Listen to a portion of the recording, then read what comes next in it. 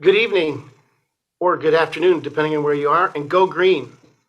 My name is Sean Mulligan, and it's my pleasure to welcome Dr. Sanjay Gupta, the Eli and Edythe Broad Dean of Michigan State's Eli Broad College of Business. Dean Gupta has been here at MSU since 2007 and has held a number of key leadership positions, including the chair of the Accounting and Information Systems Department, the Associate Dean for MBA programs and Professional Masters, and he is now serving in his second term as the Broad College Dean. He's dedicated himself to ensuring that the Broad College reaches its full potential of being recognized as a top-of-mind business school. We are grateful for his leadership, and we want to welcome him to this event. Dean Gupta. Thank you, Sean, and welcome to the Broad College of Business's annual Sylvan T. Warrington Visiting Lectureship in Ethics and Leadership. For the past 12 years, we've dedicated an evening to welcome esteemed Broad College alumni and other industry leaders back to campus to speak to our community on issues in business that they are most passionate about.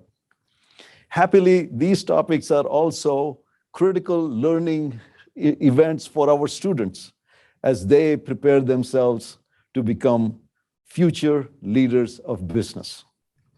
This special speaker series was established by MSU alumni Edward and Janine James in honor of Janine's father, Sylvan T. Warrington. Mr. Warrington's life exemplified the very qualities we so admire at the Broad College: a tireless work ethic, creativity, and giving back. He was a pioneer in his own right in business and in agriculture, and one of his highest priorities was education. He believed that MSU, as a land-grant institution, provided an opportunity for students with different economic circumstances to get an education. His legacy lives on, and we are proud to honor him and his family through this speaker series.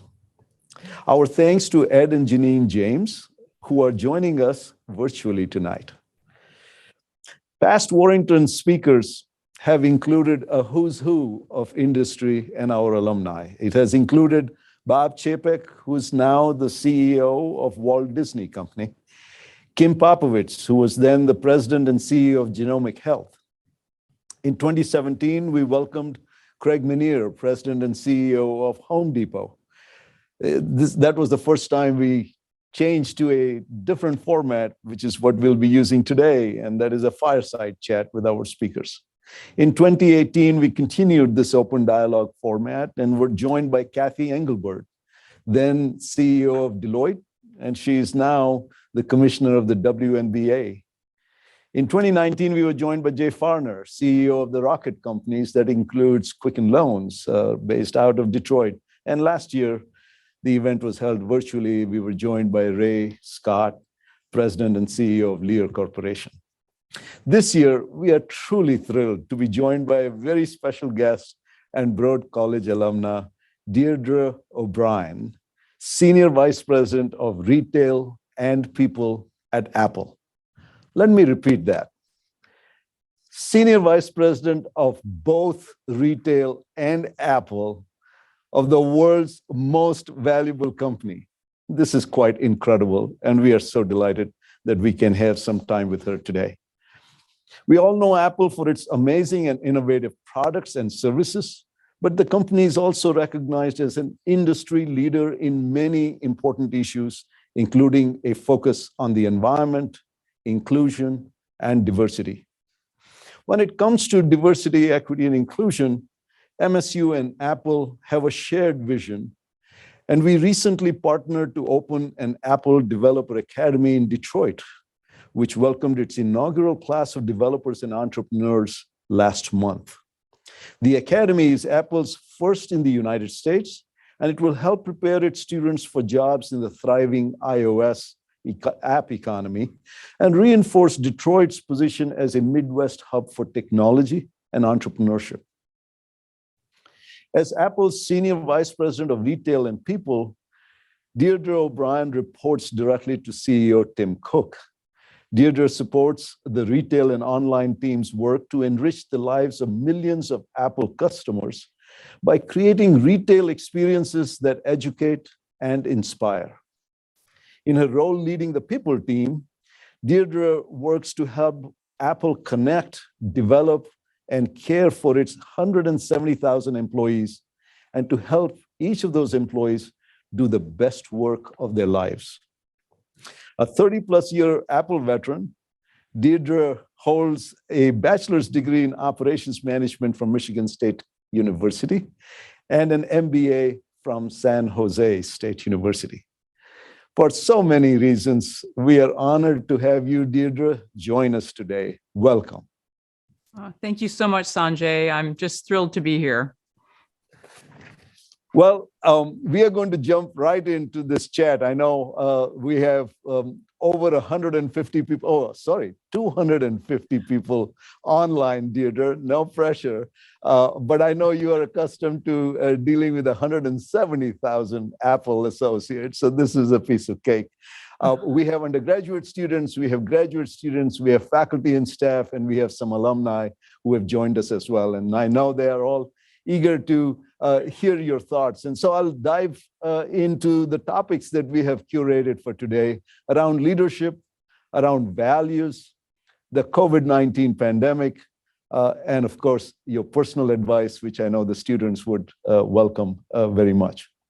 Sounds great. So, Deirdre, you have had a truly impressive career at Apple. You got your start at the company in supply chain management, scheduling production lines, as I understand, with early Mac items back in the original Apple factory in 1988. You quickly became a leader for operations and sales, going on to assist for the creation of the Apple stores and launching Apple's first online and retail stores.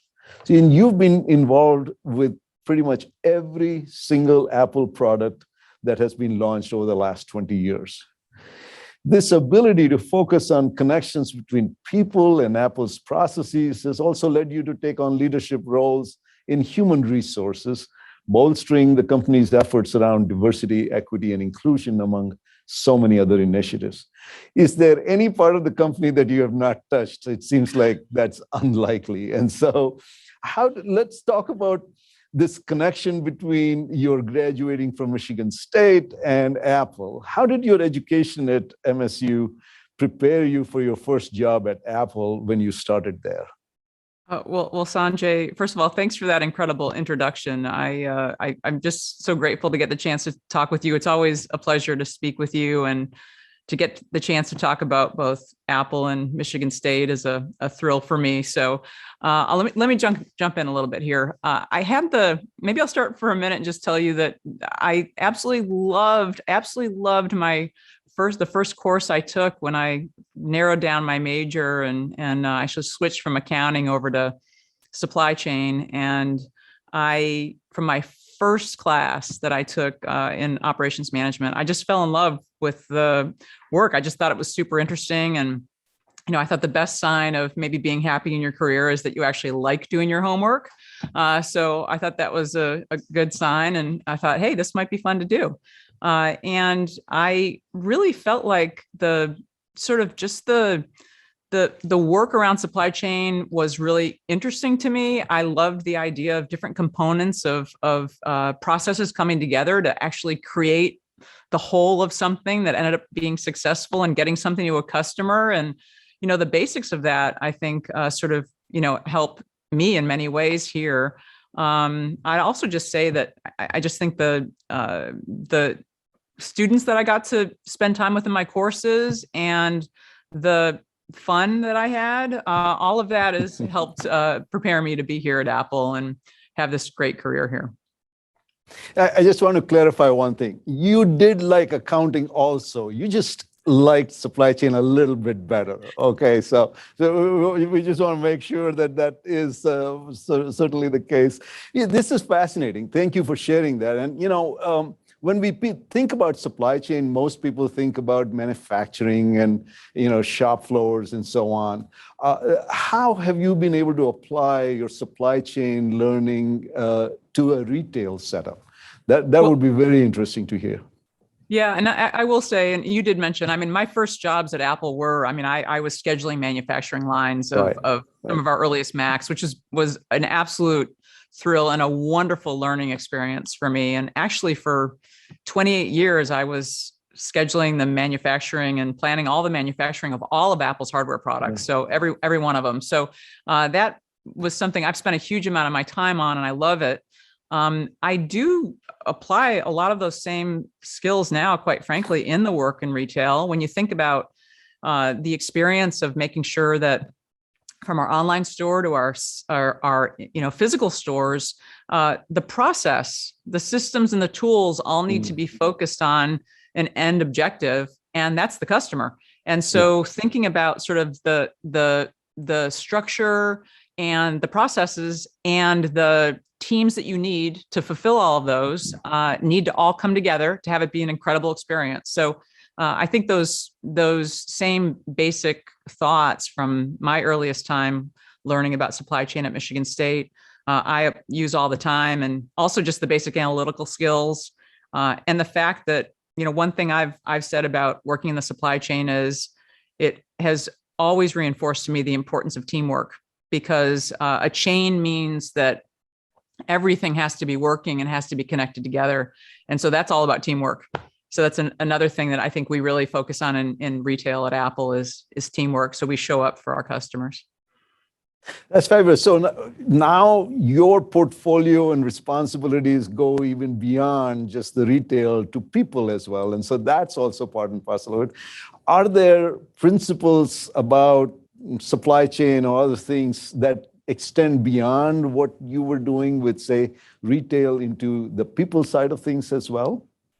Well, I guess the thing that I have pulled from the experience around the supply chain is sort of zooming out for a minute and really thinking about sort of what is the entire objective and how, how far do you need to go? When you think about supply chain, you can think about it narrow, or you can think about it in a really comprehensive way. And, when we think about the work we do with people, it has to be very comprehensive. It has to be, very well thought through, has to be thorough. And again, it has to come back to sort of, people working together to create great experiences. And so, I feel like it really does touch all the different areas that I've been a part of at Apple in one way or another. But in the end, I guess everything sort of comes back to what's your objective and how do you make sure you line everything up to make sure you meet your objective, and you do it as in a great way, which means you have to have strong teamwork. And I think teamwork is such an important issue that you underscored before, and especially when it comes to the people part of it, being able to really enhance and the teamwork concept amongst everybody has got to be a big winner. So 30 plus years at Apple, I'm sure there have been many, many high moments, but can you talk about a few of those highlights in your careers, but also perhaps touch on some of the key challenges that you might have faced during this time? Sure. I'm happy to talk about that, because my time at Apple has been, it's been amazing when you think about the history of the company. And I know many of you probably listening to this, only may know Apple as this, incredibly successful company. And we started off that way very early on, a very unique and different company, but we ran into some very significant challenges at certain times over the years. And it's been quite an experience. So I'll start on the highs. I would say the highs were getting the chance to work on really the most iconic products you can think of. The first iPod, that was truly magical. And I have to share a little story. I was telling my dad the other day that I remember when we heard that, I knew we were working on this music device, but I remember hearing that we were going to make the earpods white. And I thought, as an operations person, I thought, oh my gosh, that's going to be so hard, and people are going to need to replace them. And that's a crazy idea. And I laugh now when I think about it, because I think all of us who were at Apple at the time could tell the adoption of the iPod just massively accelerating, because you could see those white those white earbuds in people's ears as more and more people fell in love with the iPod. So iPod number one, the iPhone. I mean, to see what's happened with the iPhone after all of these years has been truly, truly amazing. And to realize it was truly a magical device, I think, from its earliest days. And so just that's been incredible. I could go on and name sort of every product, but I have to tell you, there were also some things like being a part of the first online store, like the earliest days of e-commerce. And that was like in the late 90s. We had the first online store, and talk about using supply chain, realizing we were going to try and configure computers to order. That was an incredibly complex thought, that we would have quick delivery of those things. And so being a part of teams like that, those were incredible highlights for me. Our first retail store, figuring out what do we want the experience in a retail store to be, and being on that team. Those are all fantastic. I will tell you that just being parts of teams that delivered that work was just so rewarding for me. On the flip side, challenges, we had a lot of them. As I mentioned, the company sort of had some big moves. Many of you probably don't know that there were times where Apple was worried they weren't going to make payroll.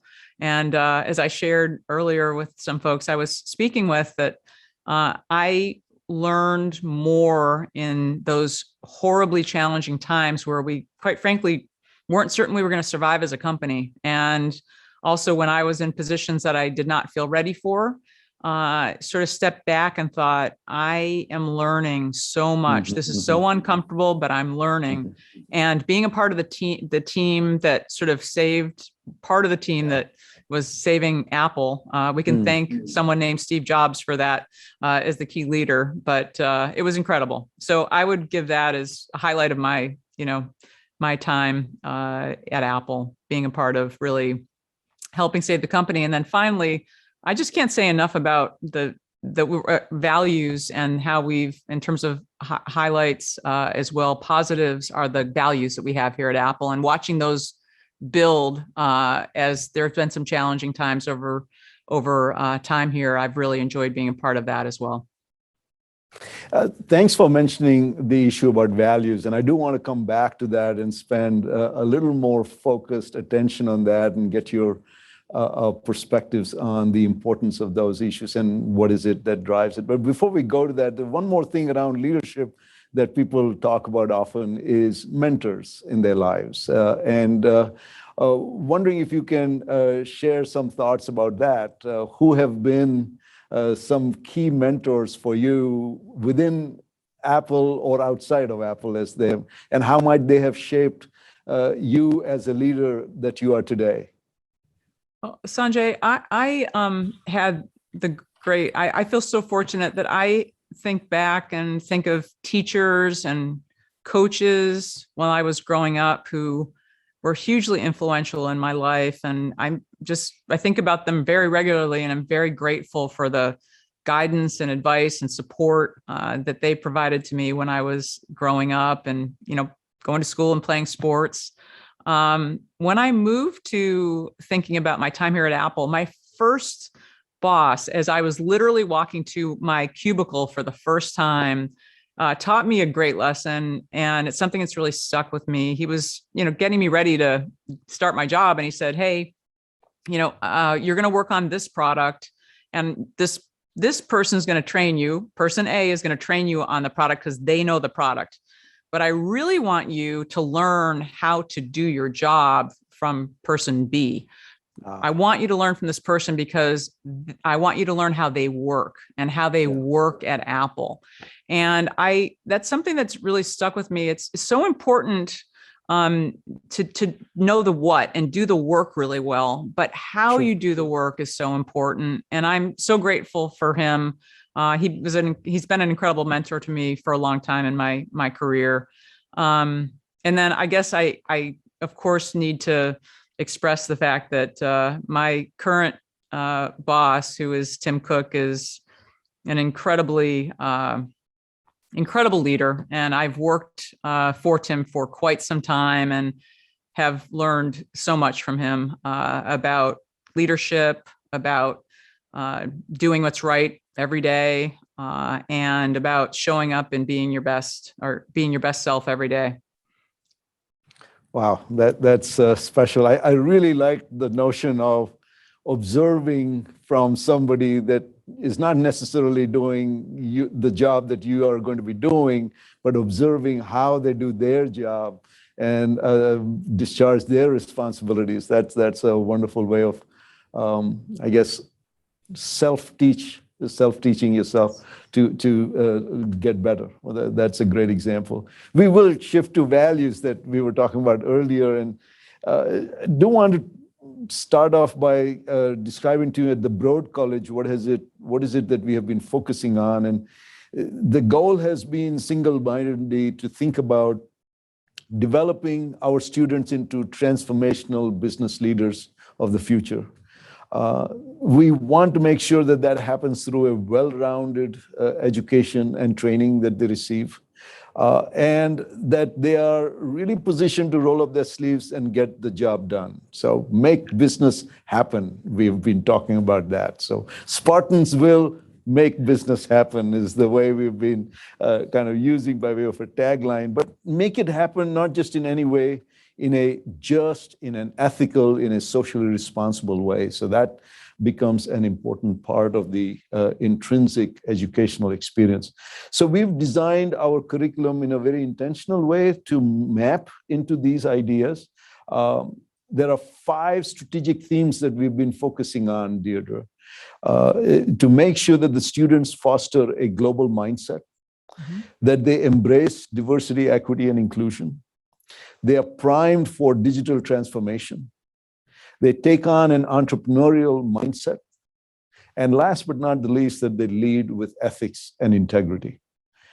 So many of these values, I know that they are also important at Apple and for the work that you've done and continue to do. And so as we touch on Apple having a people-focused philosophy, since its very inception, it looks like, and you've personally embraced that in your work for consumers on the retail side, as well as with all of your associates internally, how do you end up listening to both consumers and employees at the same time to understand, what are their issues and how do you go about meeting their needs?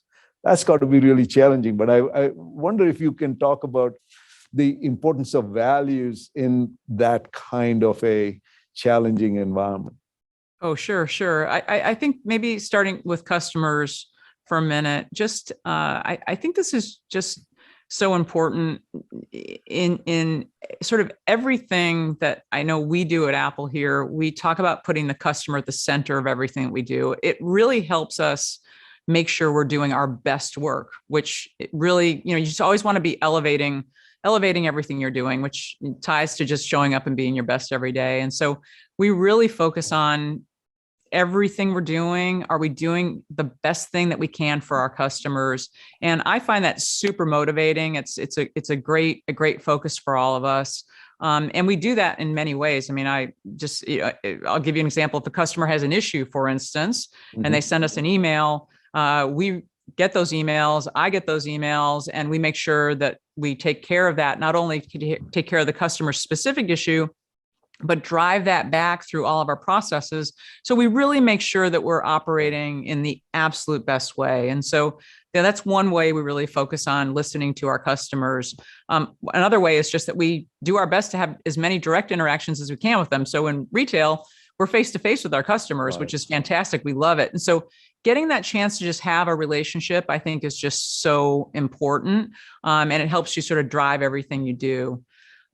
Flipping to the people side now, internally to Apple, we talk about the fact that our soul is our people. Like, we truly, truly value each person who's here at Apple, and know that we are at our absolute best when we are all showing up. We're all feeling like we have a strong sense of belonging, and that we are able to do our best work together. And so we really just try and have a very open culture of trust and respect. And we reinforce that all of the time. Work can be challenging, things can be intense. People can have challenging situations, and we want to make sure that we're able to have great discussions about that, and that we're constantly elevating and building our culture, which is something, as you know, we all create culture every day. I love to think about that. You can build a culture every day with how you act, or you can, degrade a culture with how you act. And so I think that we have a great place here where we just really make sure that we're always building a culture here and continuing to raise our bar. And that to me reinforces our strong set of values. And it really does encourage us to act our best every day with a strong set of ethics that we really hold ourselves to in terms of all of our values, which we really use as our North Star.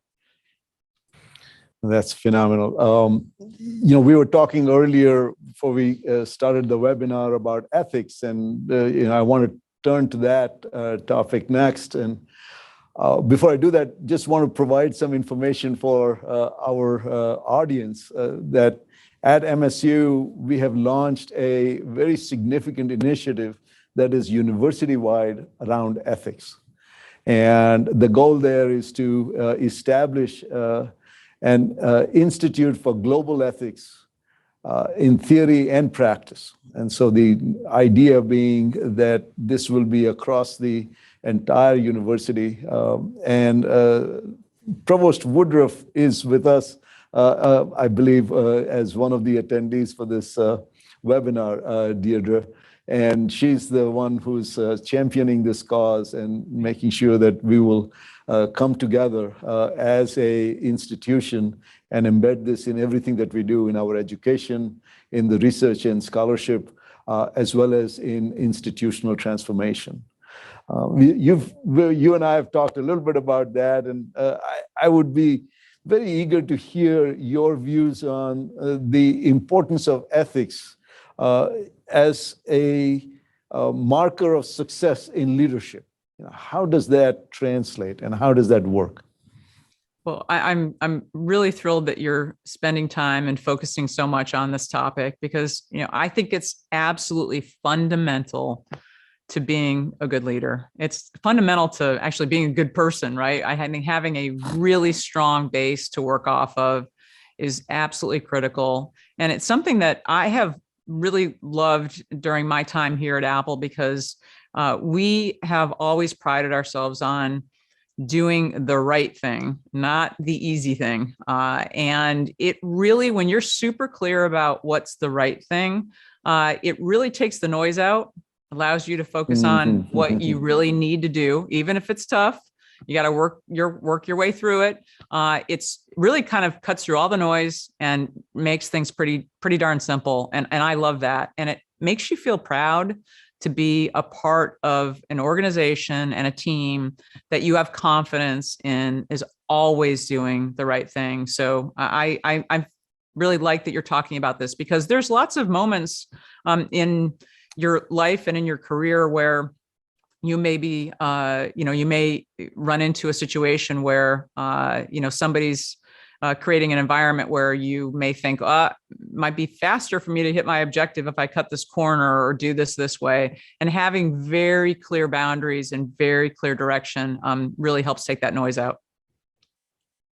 And I just wanted to extend the whole ethics initiative to also share with you that within the Broad College, the idea is to be able to create a center for ethical and socially responsible leadership, so that we touch on 3 core ideas of leadership in business that are so very, very important. And so we're excited about this journey that we are on, and so happy to hear the emphasis that you place on ethics, within Apple, but also personally, as you just described. Earlier, you were talking about culture. And so the next question is about Apple's company culture and dedication to people. How is it that it has come to play such a large role in the company? And I'm kind of reminded as we talk about culture as a famous quotation that is perhaps attributed. We're not quite sure whether Peter Drucker said this or not, but at least everybody seems to talk about, culture eats strategy for breakfast, and then people have expanded that to for breakfast, lunch, and dinner, or whatever. And so, curious to hear, about how you think about Apple's culture as a prime driver of all of the things that you do. Yeah, it's Apple. I believe Apple is truly a special place. I because of the culture. From the earliest days when Steve started the company, it was very much focused on a collection of individuals who were really embraced for all of their differences and their different thoughts. And Steve's always really loved the, intersection of technology and the liberal arts. There's a lot of, sort of bigger thinking about what can come together to create something really special. And this culture has really just continue to grow and grow over the many years that Apple's been in business. And, I can just tell you that, every day, each person makes a difference. Like I really feel like, we care about each person, and each person plays a role where they really make a difference. And I think that just creates such a great culture because, if you go to a company where you feel like, it doesn't matter if I show up or not, or if I do a good job or not, that is not exciting. That's not fulfilling. But if you come in and you're part of a team where you feel like, hey, and it's important that I show up today, I have a really important role to play, and I feel like I'm part of something bigger, and I'm here to really create something special and do something in service for others, which is for us, our customers. And also for me being on the people team, it's also for the people of Apple. And so I have, from those earliest days when I started in the Mac factory to today, I just feel like our culture continues to reinforce the importance that we all have an important role to play. We're better because we're together. We're better because we have lots of differences, and we encourage people to come together and be their best selves. And it is something that we just value so much and continue to work, as I mentioned earlier, sort of just make sure we're building it every day and we're adding to the culture. So I completely agree with the quote. Whoever said it, it's brilliant. I love being a part of an incredible team, and it makes me just so proud to be here. Oh, that's right. Yeah, we'll let it be attributed to Peter Drucker. He was a management guru. That's fine. You talked about culture and these values very much centered around the people. I was wondering, can you elaborate on some of the other values that are really important at Apple, and how so, or why are they important? How do they play out?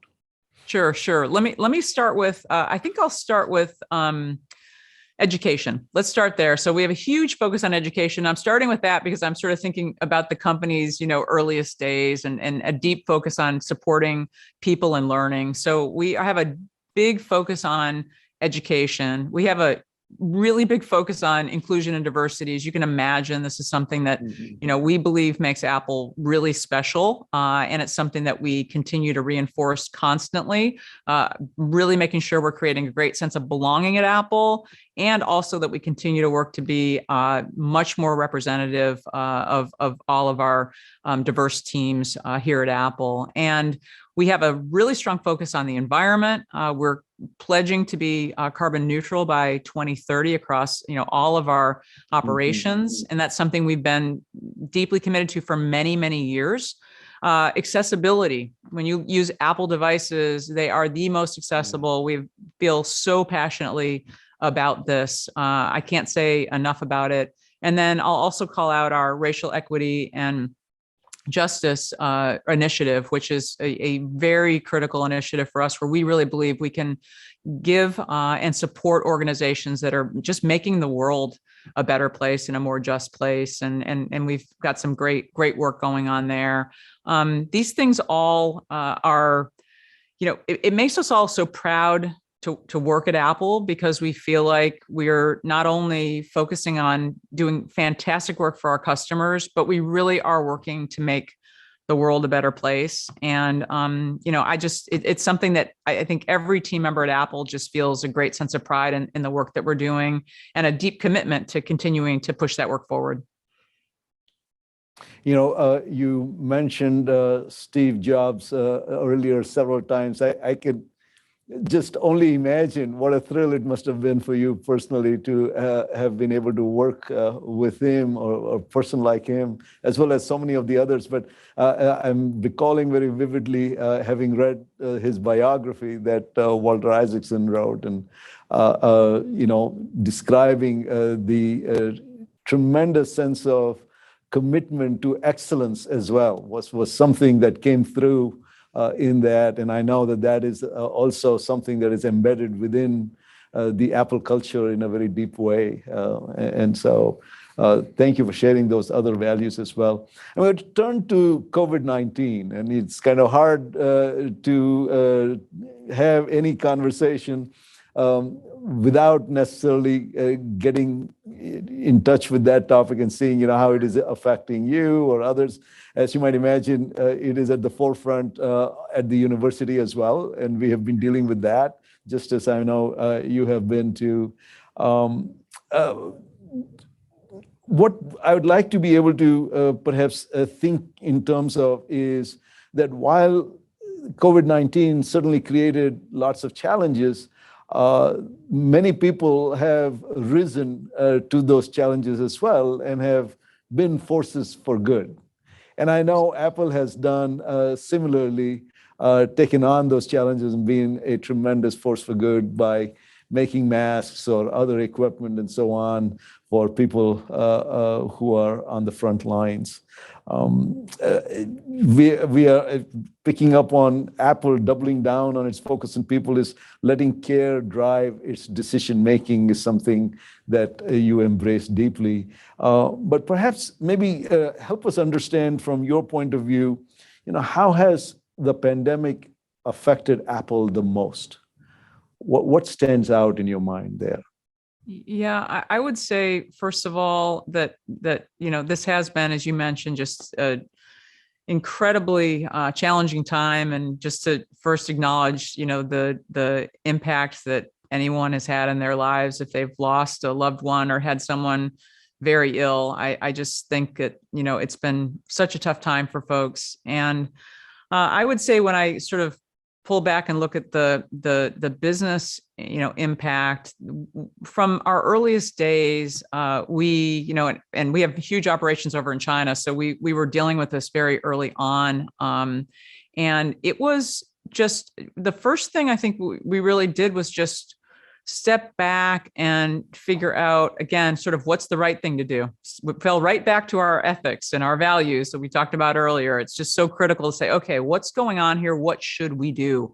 And watching our teams adjust as we had to make some hard decisions, like, everybody else did dealing with this, I was just so impressed with the way that our teams just found a way to make it work. Whatever came at us, people just shifted. And so I would say, number one, just the resiliency of everyone and the commitment to make sure we were doing whatever we needed to do, whether it was supporting our customers, whether it was supporting our team members, whether it was supporting the world with things like, developing new face shields and finding ways to, Sanjay, I'll tell you, we took our whole supply chain team and flipped them over to figuring out, could we help with masks, right? It was just amazing to be part of watching Apple flip to that. Can we make face shields? What else can we do?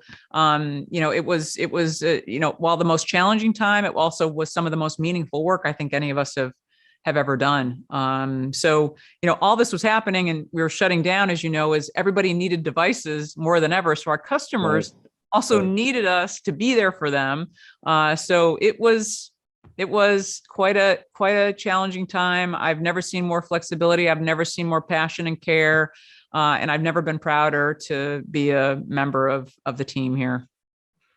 Wow, that's phenomenal. You mentioned having such a large presence and connection with China.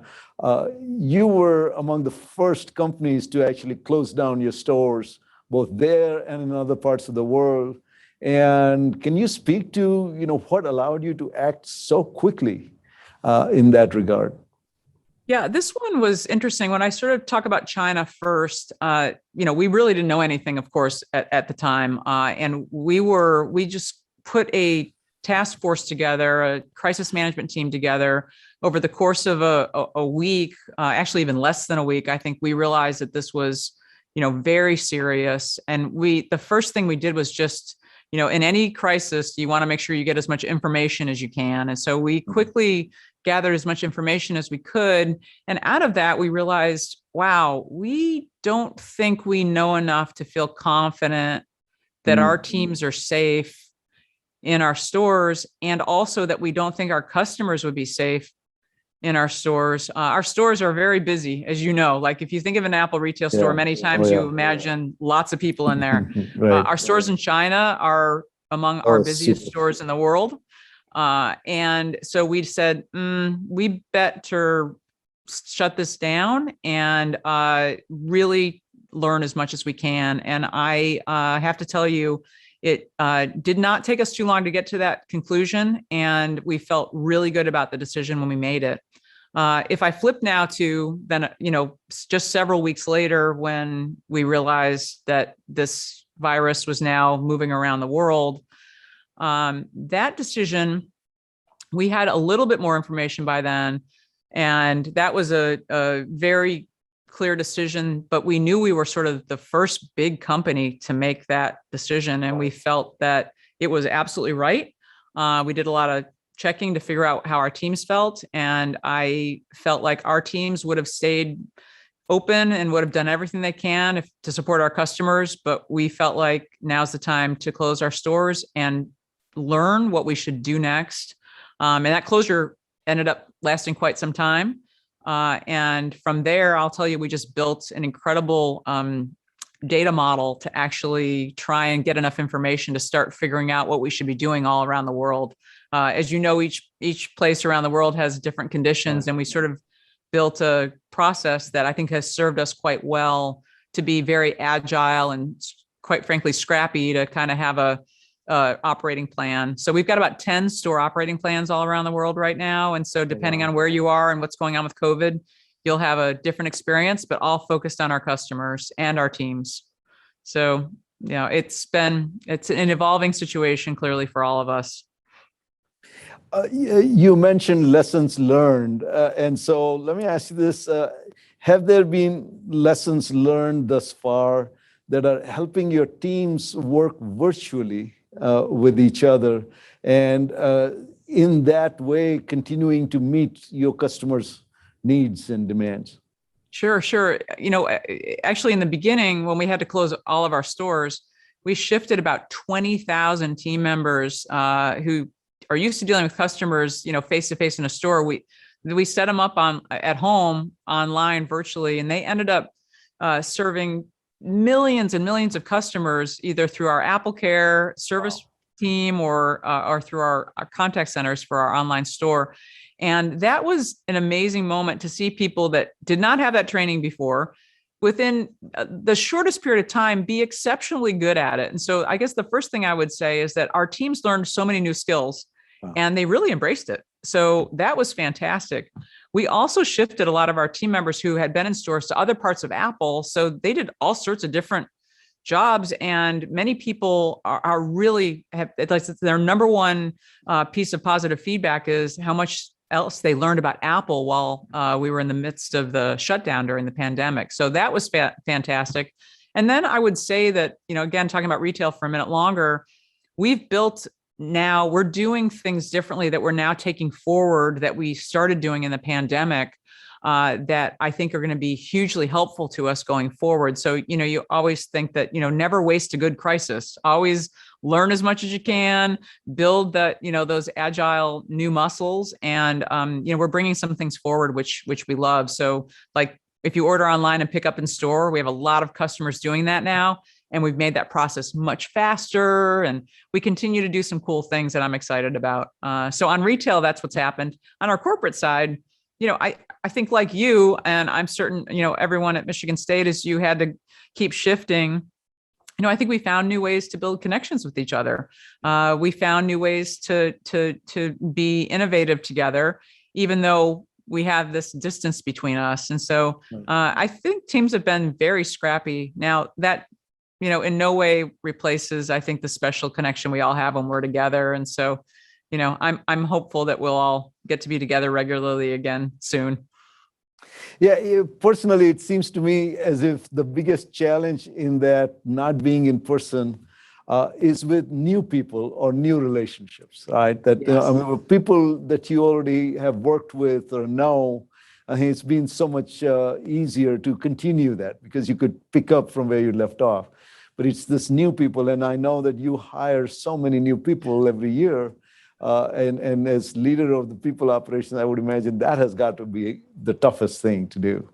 Yeah, I agree. We talked about how important culture is, earlier in this conversation. And, that's the number one thing. You just want to make sure people feel like, they belong, they matter, they get this place, they feel like we care for them. And so I think we've worked to try and make that connection, but boy, it will be nice when, we can spend more time together. But, I can't say enough. I'm certain you feel the same way about your experience at Michigan State. Boy, people have just really risen to the occasion, and it's been pretty incredible experience despite really challenging circumstances. I would completely agree with you there. And for us, it was the teaching and learning modalities that we had to overnight pivot towards, and the manner in which many of the faculty that had no prior experience doing that totally came to terms with that and adapted and adopted those methods. I think it was remarkable. And you talked about resilience in the before. I would say the same thing absolutely applied in our context. And people worked really hard to make sure that we could deliver as good an experience for our students as we possibly could. And so, just sort of thinking about this pandemic and what it has done, what it continues to do. If you were to project out into the future of retail, what do you think that might look like? Just generally, but especially at Apple. Sure. I guess what's been really great to see is that our customers, when we closed our stores, shifted to online, and we have this fantastic online store, which was great. But what's been really cool is to see that the power of both having great online store and having our physical stores, and the connection between those two, and that our customers like to visit different places at different times.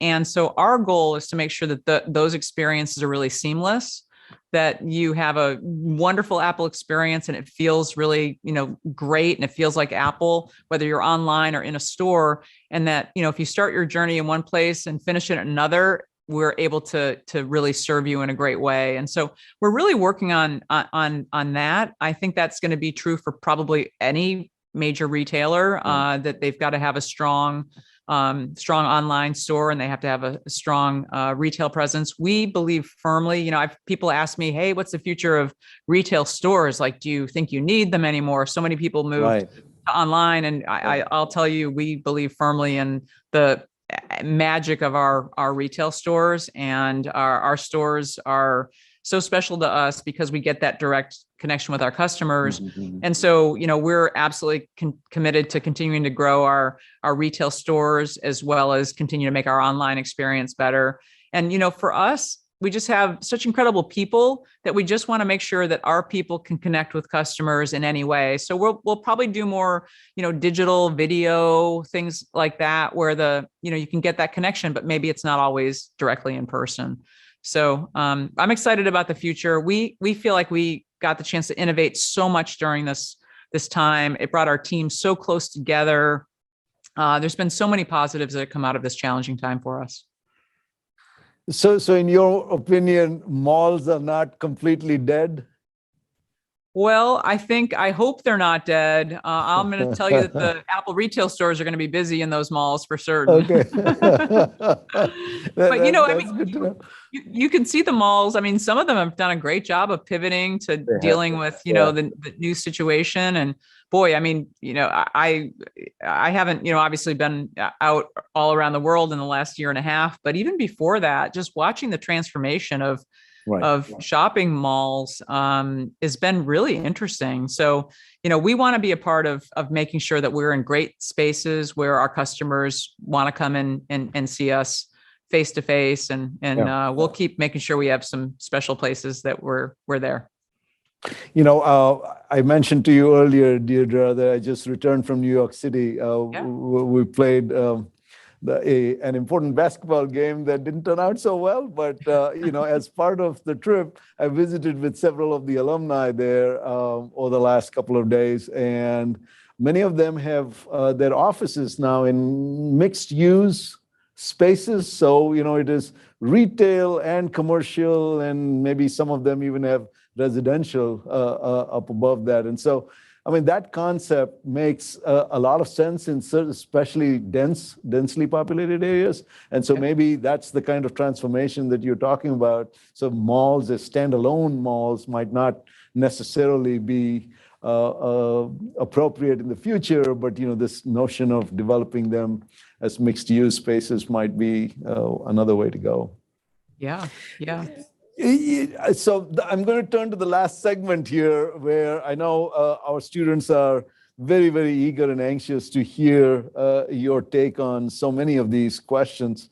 And that is your personal advice to them based on your career journey and lessons learned, as we talked about earlier. And I'd like to begin by saying, what have you drawn from your experience here at Michigan State University and the Broad College that has made the biggest impact in your life, in your career, whichever way you would like to go on that? Sure.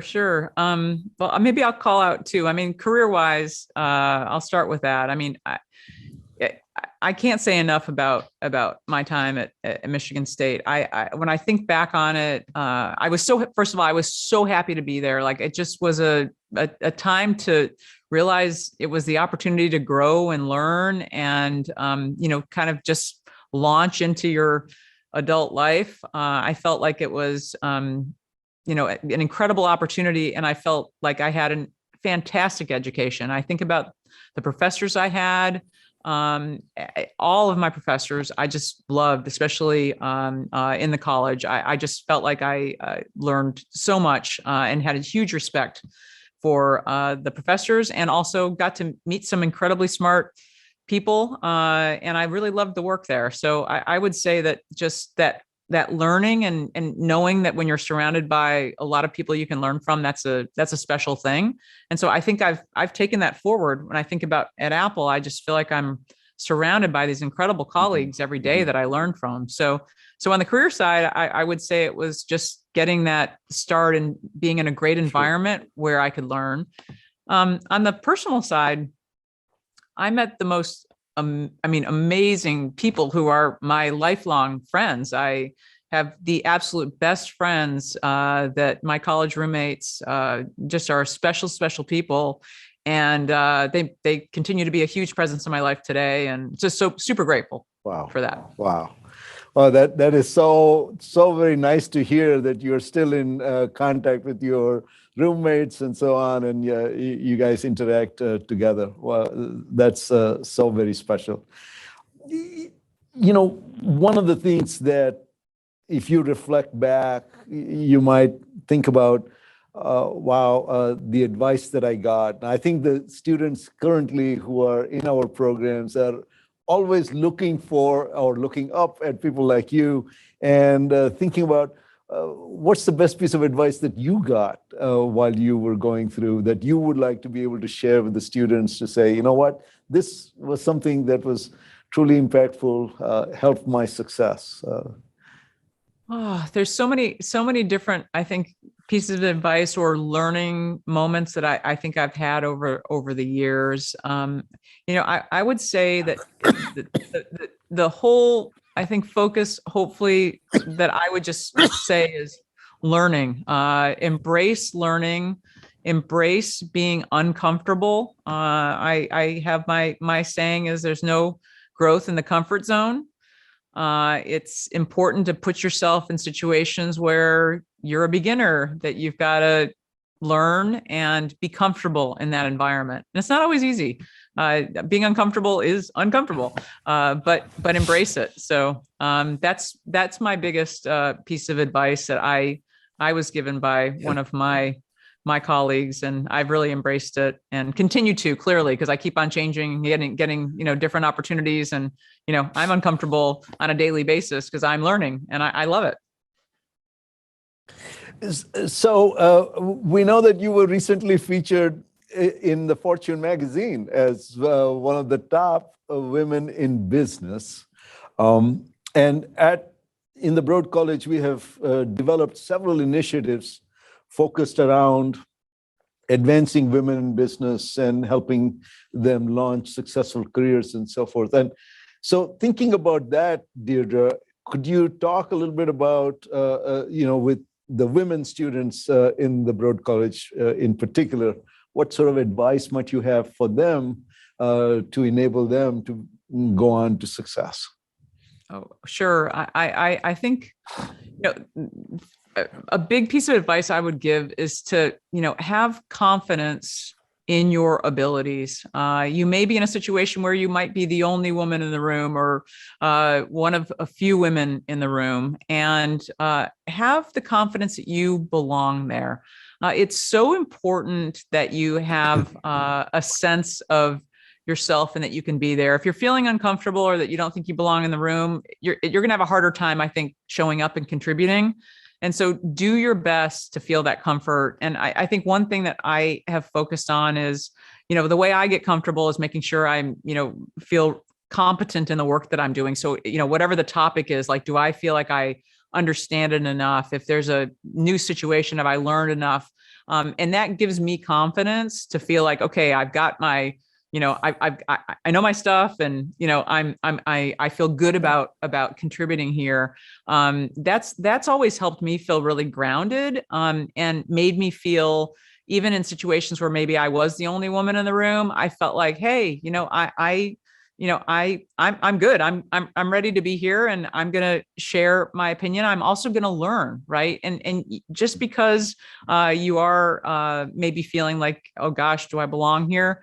Take it as an opportunity to do your best to learn as much as you can in any environment that you're in, because that will just keep building your confidence and your competency. And I think that you'll, continue to just feel like, hey, I'm able to make a contribution, and I feel great about it. So this is something that, there needs to be more women in leadership. There's no doubt about it. Women are underrepresented, and there's, my goodness, many, racial and ethnic groups that are underrepresented in leadership. And I think we all need to keep working to make sure that everyone can develop and get the chance to grow in their careers to whatever their aspirations are. And, I think one of the responsibilities we all have, especially people who have grown in their careers, is to make sure we're creating great opportunities for everyone, and continuing to work to make sure that we have wonderful environments where people do feel, when they are in the room, that they really belong and they can be themselves and contribute in a great way. So keep going, have confidence. That's something I think is really, really important. That is personally reassuring to me as a father of two daughters. And so thank you for sharing that advice. I know this is an extremely important issue that we are continuing to work on again and again, and we will not stop that work ever. So really, really important for us. So I want to give a heads up for people in the audience to get ready with their questions. I have the last one from my prepared questions for Deirdre here. And so if they can get ready with their questions. And I'll close out our fireside chat here, Deirdre, with the following, and that is, what is your fondest memory of your time as a Spartan, and what do you miss the most from campus life? Well, I think probably going to the football games. I think back so fondly of my time with my roommates. We had a house over on Cedar Street, and it was a lot of fun. And heading over to the football games was definitely a blast. So I would say that. So gosh, I can't wait to be back on campus. Looking forward to being back there again. Just so everybody knows that our plan was to be able to have Deirdre here on campus and for her to be able to go to a football game this weekend, but things had to change. And so hopefully we'll make that happen soon. And with that, Jeff, we are ready for questions from the audience. Thank you very much. Ayush Kumar, are you able to turn on your camera and ask your question of Deirdre? Ayush is an MBA candidate, class of 2023, supply chain management. Ayush, I know we're a little bit ahead of schedule. Well, she's not able to get her camera on. Let's see here if I can enable some audio for you here at least, Ayush. One moment.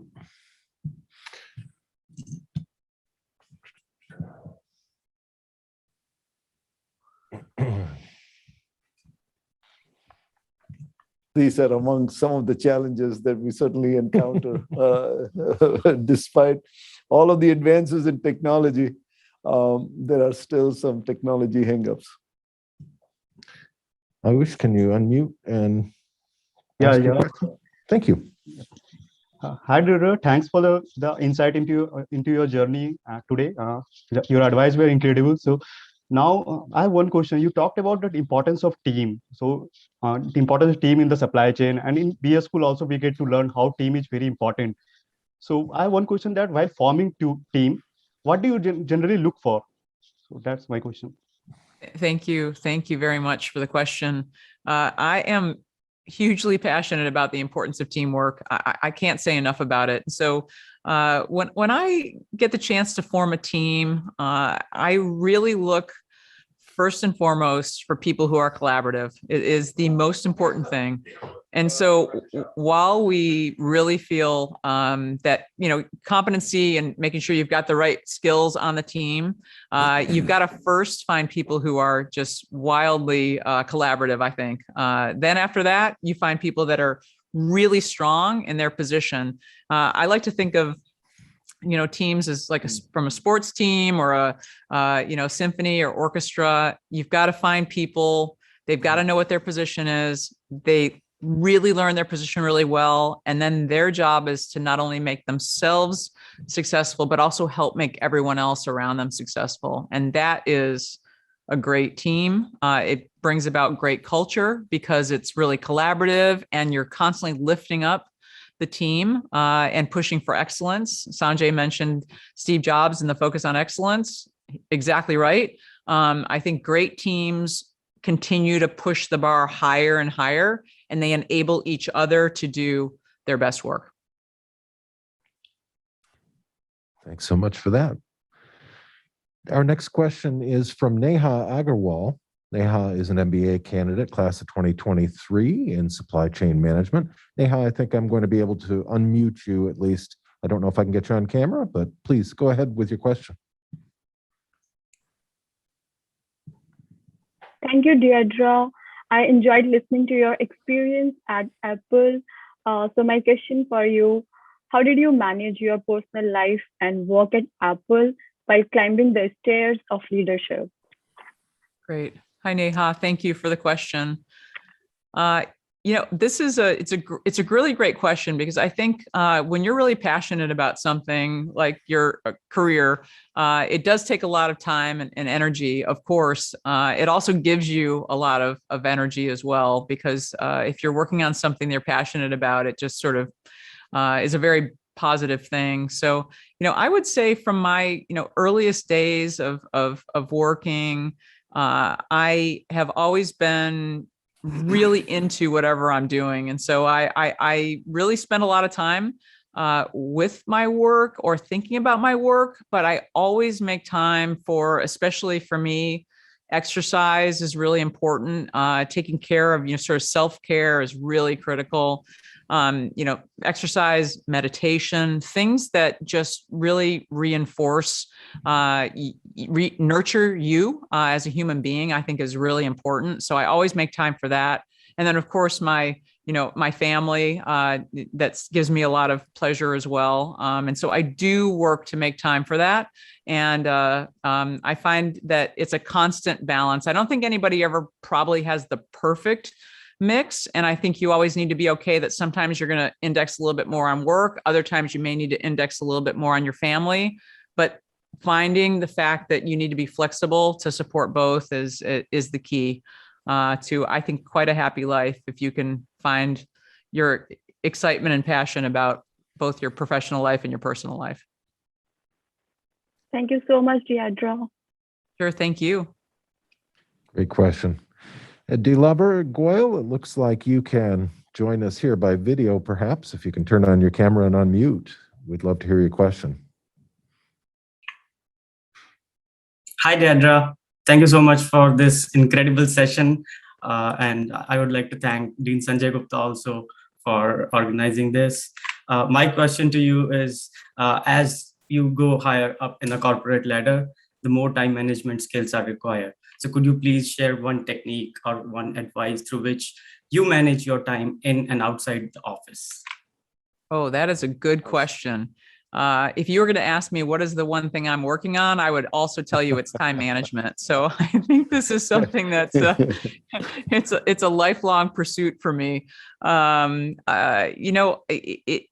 The big thing is determining what your priorities need to be every day, because you end up with far more demands on your time than you actually have. And especially because there are times where even with the best, structure and the best intent, you're always surprised by something new coming in the day, usually. And that makes the day exciting, but it also can then require you to have to, sort of juggle your priorities. And so I would say the big focus for me is making sure I'm clear about what my priorities are for the day, as well as my longer term priorities, because you need to sort of stay focused on the longer term, but you need to kind of have a list of must-dos in the day to help you make those priority calls as new demands come in. But I will tell you, it is something that, as I mentioned, I definitely don't have this 100% dialed, and it's definitely something that I continue to work on. And I'm glad you're bringing it up now, because I think it's something you should be working on. From I'm certain you do, because you're clearly balancing your school schedule and probably many other things in your life. The faster you can build those skills, the better I think you will be. You'll be able to get more of the most important things into your day. So thank you for the question. Thank you, Deirdre, and thank you so much for making it comfortable that you are also still working on it, because being in MBA program, that is one thing which I always think about prioritizing. And thank you so much. Thank you. Take care. Bye-bye. Thanks for your question. And our last question here from some students. We've got Priyank Kumawat. Looks like, Priyank, you can also start your video and join us. Thank you. Hi, Deirdre. Thank you for taking the time today to speak with us. I've served in the military for the last 10 years, and my question to you is, military is a very pyramidal structure. So my question to you is, when you have to promote someone from your team to a leadership position, what are those 3 qualities that you look for when promoting someone? Yeah, thank you for the question. I think that the first thing that I look for is, are they how are they doing their job? So really looking at, the capabilities, the ability to contribute in their role.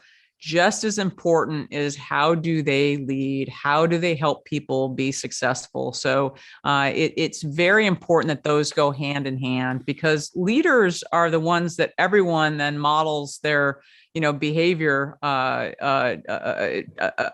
sort of they look up to them to model their behavior. And so it's both the work and the quality of the work, the judgment, the intuition, the decision making, and also sort of how they work. And those things are very, very important to me. I want to make sure that anyone who's in a leadership position is focused on making everything around them successful, making the bigger team successful, making Apple successful. I think if you have people that are just focused sort of only on making their own area successful, they don't really contribute to the whole, and that's not probably the best, in my opinion, about sort of who should be in more leadership positions.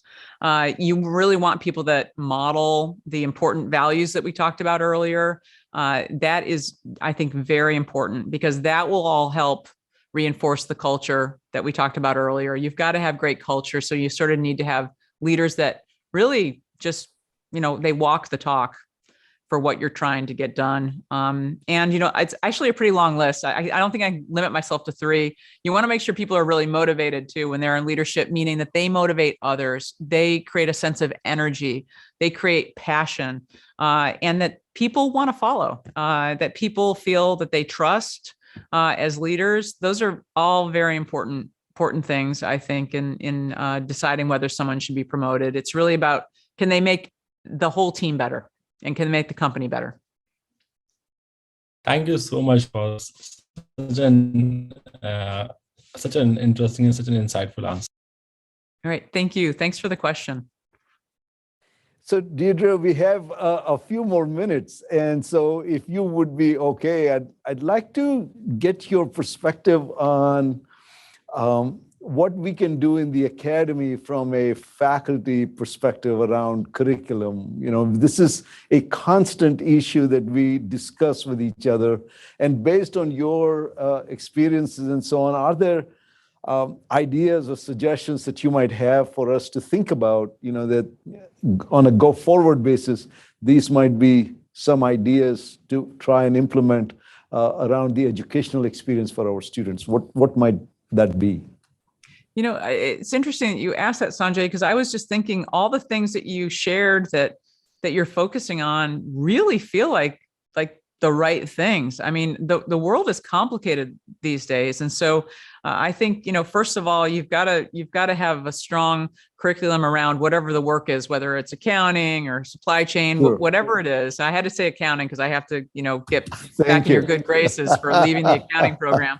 But I think making sure that you've got that competency in a specific functional area. But then it really is, as we talked earlier, it's sort of like, how do you do the work? How are you contributing to the greater good? Are you doing your work with, great integrity? Are you helping bring others up with you in the world? And so I think the things that you're focusing on that you shared with me, today and in our earlier discussions are really good. We all need to keep growing and learning and reinforcing the importance of, strong values and ethics, and just making the world a better place, quite frankly.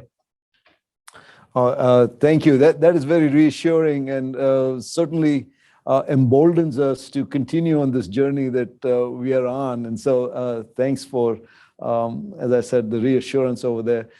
One of the areas that we struggle a lot on is to say that as we talk with our employers and our external stakeholders, we hear about more things that we need to do within that same amount of time frame that we have got with the students, right? So our programs are not becoming longer by any means. Our undergraduate program is still to a 4-year time horizon. We're still trying, and this is when they are growing personally and professionally. They have got a social life as well. And how does one cram all of these things into that same amount of time is a big big intellectual challenge for us in the academy and on the campus. And so this is where being able to sort out, what might be more important and what could we let go is a tough one for us to do. So if you have any thoughts around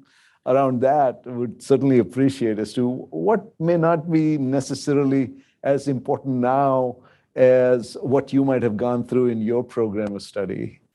That you would say, you know what, it's okay to have not had that. I mean, I don't know if something comes to mind.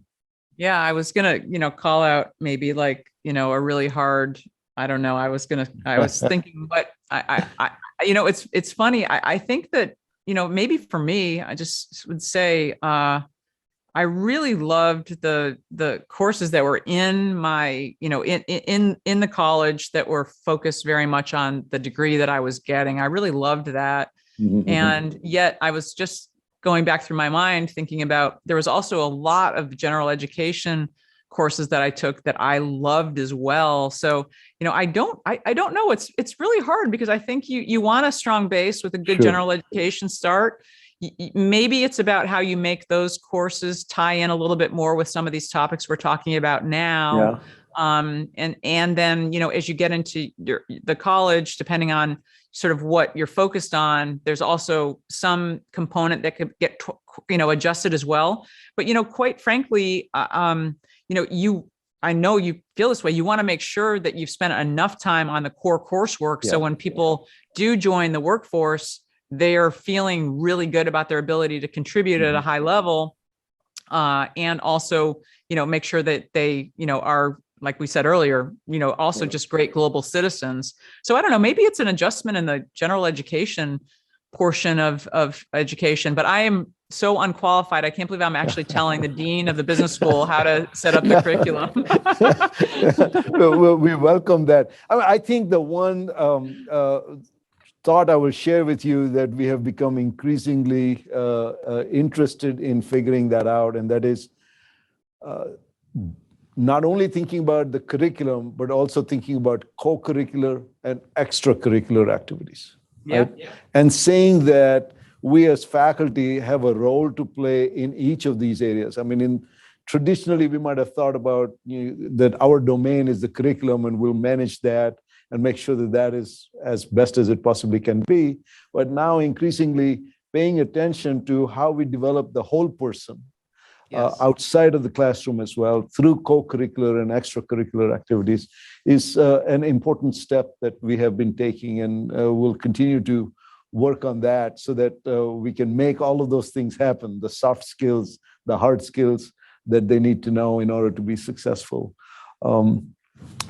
Maybe I'll ask you about the Apple, the Academy, the Apple Developers Academy, and if there is, that is so new, I know. Would you care to talk a little bit about that initiative and Sure. the relevance for it at Apple and this partnership that is there with Michigan State University? Sure.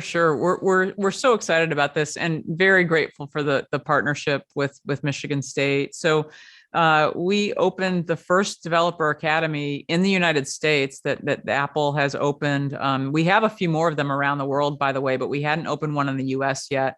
And this is a partnership that we have with Michigan State. And this is where we really teach people how to become app developers and really teach skills so that people can go on and, be entrepreneurs, can create, really good things that help make, help make things easier to do. As we all know, we love apps. We all can't get through our day without them.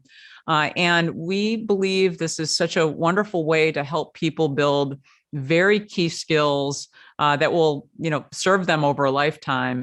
And it's been wildly successful where we've done it in other places. And we think this is just a perfect partnership. We're thrilled we're in Detroit. I can't say enough about how proud I am, having grown up in the Metro Detroit area, that Apple is, in Detroit. I'm just super excited about that, doing this work and, serving the community.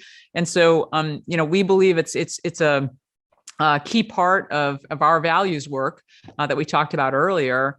And it's something that we think is really going to give back for many, many, many years and build upon itself. So I'm excited about it, and I can't wait to get to visit. I haven't been there yet, and I can't wait to see it. So have you seen the Apple Developers Academies in other parts of the world? You know what they look like? And is this going to be a sort of a replica of that, or is it very different? Well, we make them sort of, based on how they, sort of what's in the local areas. Okay. And so it'll be good. The best part about it is whenever I do get to go out and visit where we're working with local different communities on different initiatives, the people that you meet and the talent that is there, and just giving the talent the chance to have a learning opportunity like this with structure and support is, it's invaluable. So, and I'm really proud of Apple. We do lots of, different things, not always all developer focused, but even in our retail stores, for instance, we have a program called Apple Creative Studios, and in different cities around the world, we get students from underrepresented groups and teach them different sorts of skills, whether it's music, and they go through several weeks and they create and work on music, and then they share their work at the end, or photography. We have coding sessions, all sorts of different things where we can bring people together, connect them with local artists to really encourage and build on their creativity, so they leave with skills and so much more confidence in their ability to contribute in different ways. So these are some of the things that, I think we love, and I love doing these things as part of the retail team. And it's great to see some of the work. Just a couple of weeks ago, I did a session with some teams, some students in China who shared their beautiful photography. They learned so many skills about photography, and it was wonderful to meet these people and just see what they were able to do. So anyway, I think it's just part of, all of us trying to, again, as we said earlier, sort of contribute to lifting everybody up. That's fabulous. I know we are very close to the time that we had asked for you to share with us. You've been so generous. I'll turn it over to you for any closing remarks that you would like to make, Deirdre, and then we will end the session. That's great. Thank you so much, Sanjay. First of all, it's always great to spend some time with you, and just appreciate, everything that you're doing and the enthusiasm you have for the students and the college. It's great to see.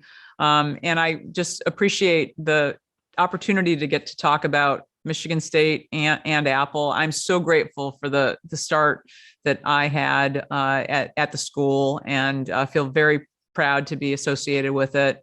And I appreciate getting the chance to hear from some of the students today, and just thank you so much for the opportunity. I can't say enough as to how thrilled we are that we had this opportunity to be able to spend some time with you, and how generous you've been in planning our session together here this evening. Thank you so very much for that.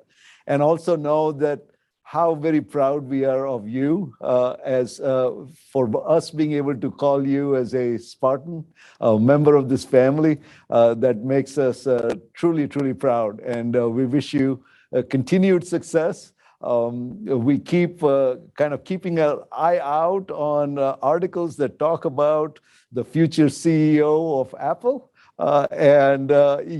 We think that we might have a Spartan in the mix there. So we wish you the absolute best, and look forward to welcoming you on the campus sometime very soon. Oh, thank you so much. I cannot wait. So I look forward to seeing you in East Lansing. So thank you so much, Sanjay. All right. Bye-bye. Take care.